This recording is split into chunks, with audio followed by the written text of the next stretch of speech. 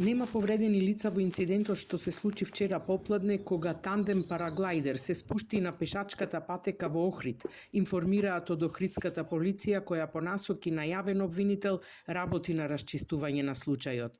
На вознемирувачкиот настан сведочеа граѓани и туристи кои се движеа по патеката покрај Охридското езеро. Видеото кое стана вирално на социјалните мрежи покажува како параглайдеристот прелетува ниско над главите на мајка и мало девојче на шеталиштето, кои во паника се тргаат настрана за да избегнат опасен контакт. Потоа, тандем параглайдерот удира во канделабра, ја соборува на земја и паѓа врз неа, во непосредна близина на пар кој шета по патеката. Во СВР Охрид е пријавено дека околу 14 часот две лица со параглайдер се спуштиле на пешачката патека по каналот Студенчишта, пошто паднале на плочникот. Дел од опремата на параглайдерот зафатила електрична канделабра поставена на централниот дел од патеката, која се скршила и паднала на пешачката лента. До овој момент нема пријава за повредени лица.